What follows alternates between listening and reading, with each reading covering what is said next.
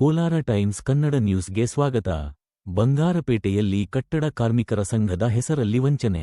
ಪಟ್ಟಣದ ಪುರಸಭೆ ಆವರಣದಲ್ಲಿ ಕರ್ನಾಟಕ ಕಟ್ಟಡ ಮತ್ತು ಇತರೆ ನಿರ್ಮಾಣ ಕಾರ್ಮಿಕರ ಕಲ್ಯಾಣ ಮಂಡಳಿಯಿಂದ ನೋಂದಾಯಿತ ಕಾರ್ಮಿಕರಿಗೆ ಟೂಲ್ ಕಿಟ್ಗಳನ್ನು ವಿತರಿಸಿ ಮಾತನಾಡಿದ ಶಾಸಕ ಎಸ್.ಎನ್. ನಾರಾಯಣಸ್ವಾಮಿ, ಕಟ್ಟಡ ಕಾರ್ಮಿಕರ ಸಂಘಗಳ ಹೆಸರಿನಲ್ಲಿ ಕೆಲ ಸಂಘಟನೆಗಳು ಸರ್ಕಾರದ ಸೌಲಭ್ಯಗಳನ್ನು ಪಡೆದು ದುರುಪಯೋಗಪಡಿಸಿಕೊಂಡು ಕಾರ್ಮಿಕರಿಗೆ ಮೋಸ ಮಾಡಿವೆ ಎಂದು ಆರೋಪಿಸಿದರು. ಇದರಿಂದ ಅರ್ಹ ಕಾರ್ಮಿಕರಿಗೆ ದೊರೆಯಬೇಕಾದ ಸೌಲಭ್ಯಗಳು ಅನರ್ಹರ ಪಾಲಾಗುತ್ತಿವೆ ಎಂದು ಅವರು ಕಿಡಿಕಾರಿದರು.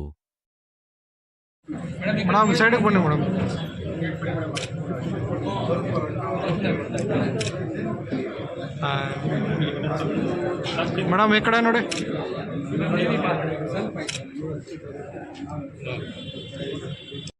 ಎಲ್ಲ ಕಟ್ಟಡ ನಿರ್ಮಾಣ ಕಾರ್ಮಿಕರ ಪದಾಧಿಕಾರಿಗಳು ಭಾಗವಹಿಸಿದ್ದಾರೆ. ಇವರಿಗೂ ಸಹ ಸ್ವಾಗತವನ್ನು ಬಯಸುತ್ತೇನೆ.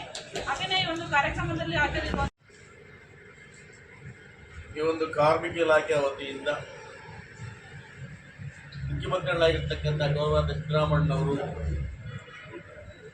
ಇಲಾಖಾ ಮಂತ್ರಿಗಳಾಗಿರ್ತಕ್ಕಂಥ ಸಂತೋಷ್ ಲಾಡ್ ಅವರ ಆಧ್ವರ್ಯದಲ್ಲಿ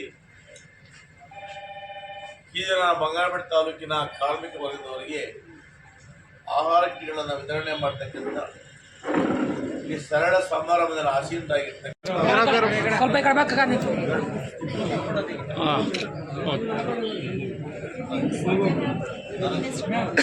ಹೆಸರು ಹೇಳಮ್ಮ.